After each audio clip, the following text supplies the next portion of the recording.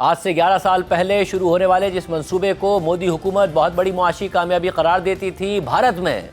اسے game changer project قرار دیا جاتا تھا اور اس میں کروڑوں ڈالرز کی سرمایہ کاری کی گئی تھی تاکہ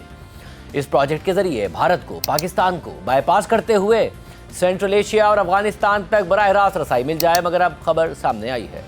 کہ امریکی دباؤ اور پابندیوں کے خوف سے مودی حکومت خاموشی سے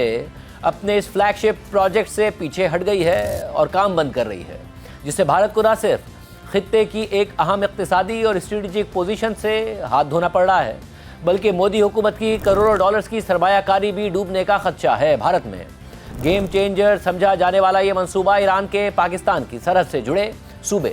سیستان بلوچستان میں واقع ایران کی چابہار بندرگاہ ہے، جہاں کے شہید بہشتی ٹرمینل پر 2016 میں ایران سے طے پانے والے معاہدے کے تحت بھارت بہت بڑی سرمایہ کاری کر رہا تھا اور وہاں کا کنٹرول بھی سنبھال رہا تھا۔ حالانکہ امریکہ نے پوری دنیا پر ایران سے تجارت کے حوالے سے پابندی لگائی ہوئی تھی اور ٹرمپ کے پہلے دور اقتدار میں یہ پابندیاں مزید سخت کر دی گئی تھیں، مگر بھارت نے ٹرمپ انتظامیہ سے 2018 میں چابہار بندرگاہ کے حوالے سے خصوصی رعایت حاصل کر لی تھی۔ مگر گزشتہ سال دوسری مدت کے لیے صدر منتخب ہونے کے بعد جہاں ٹرمپ نے بھارت پر دنیا میں سب سے زیادہ 50% ٹیرف لگائے، تو ساتھ ہی چابہار بندرگاہ کے حوالے سے بھارت کو دی گئی خصوصی امریکی رعایت بھی ختم کر دی اور خبردار کیا کہ جو بھی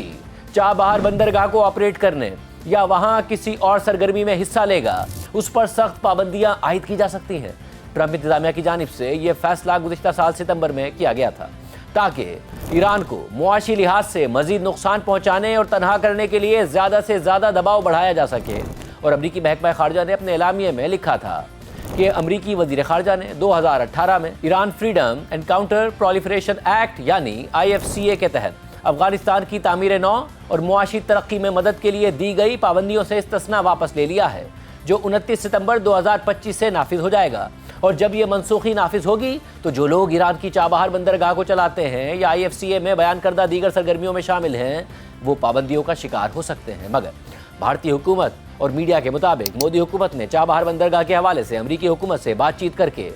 رواں سال اپریل تک کے لیے مشروط استثناء حاصل کر لیا تھا۔ لیکن اب بھارتی اخبار اکنامک ٹائمز نے اپنی رپورٹ میں دعویٰ کر دیا ہے کہ بھارت امریکی پابندیوں کے خوف سے چابہار بندرگاہ کے منصوبے سے پیچھے ہٹتا جا رہا ہے اور وہاں خاموشی سے کام بند کر رہا ہے۔ رپورٹ کے مطابق بھارت کی چابہار بندرگاہ میں شمولیت تقریباً ختم ہو گئی ہے۔ بھارت نے چابہار بندرگاہ کی ڈیولپمنٹ کے لیے ایران کو تقریباً 120 ملین یعنی 12 کروڑ ڈالرز منتقل کر دیے تھے اور یہ ادائیگی امریکہ کی جانب سے گزشتہ سال ستمبر میں اس بندرگاہ پر دوبارہ پابندیاں لگانے سے پہلے کی گئی تھی۔ امریکہ نے 29 ستمبر 2025 سے چابہار بندرگاہ پر پابندیاں دوبارہ نافذ کر کے بھارت کی اسٹریٹجی کو مفلوج کر دیا تھا۔ تاہم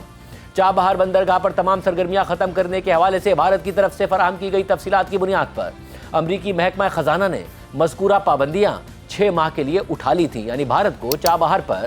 اپنی سرگرمیاں روکنے کے لیے 6 ماہ کا وقت دیا گیا تھا، جو اس سال 26 اپریل تک ہے۔ ایک سرکاری ذریعے کے مطابق امریکی پابندیاں دوبارہ لگنے سے 1 سال پہلے بھارت نے وہ تمام رقم ایران کو منتقل کر دی تھی جو بھارت کی جانب سے چابہار بندرگاہ کی ڈیولپمنٹ کے لیے ایران کو دینے کا وعدہ کیا گیا تھا، اور یہ رقم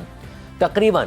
120 ملین ڈالرز بتائی جاتی ہے۔ رپورٹ کے مطابق چابہار بندرگاہ کے شہید بہشتی ٹرمینل کو چلانے کے لیے 10 سالہ طویل مدتی معاہدے پر دستخط سے پہلے جب مارچ 2014 میں بھارتی حکومت نے فنڈز کی منظوری دی تھی تو یہ سب کو معلوم تھا کہ امریکہ اس بندرگاہ پر پابندیاں لگا سکتا ہے۔ رپورٹ میں مزید بتایا گیا ہے کہ انڈیا پورٹس گلوبل لمیٹڈ، جو ایران میں بھارت کی مالی معاونت سے بننے والی چابہار بندرگاہ کی ڈیولپمنٹ اور آپریشن کا انتظام سنبھالنے والی سرکاری کمپنی ہے،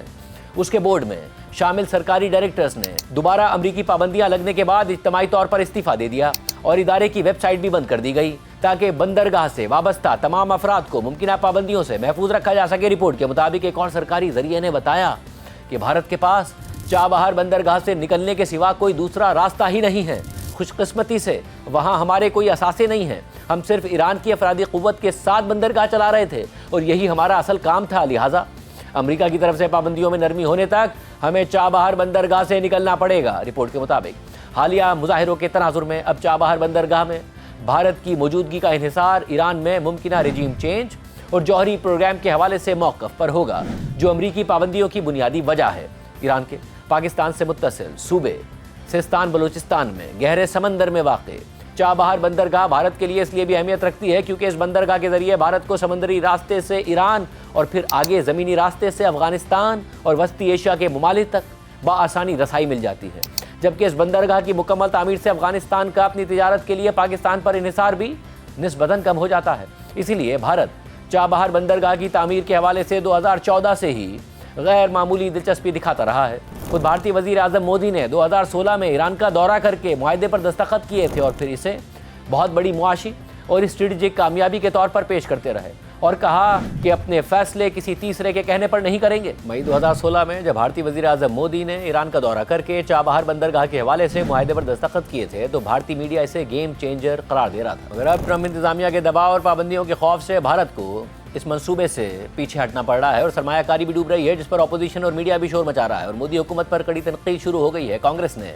अपने बयान में लिखा है कि नरेंद्र मोदी ने एक बार फिर ट्रंप के सामने सरेंडर कर दिया। रिपोर्ट्स के मुताबिक ट्रंप के दबाव में आकर नरेंद्र मोदी ने ईरान की चाबहार बंदरगाह पर भारत का कंट्रोल छोड़ दिया है और खामोशी से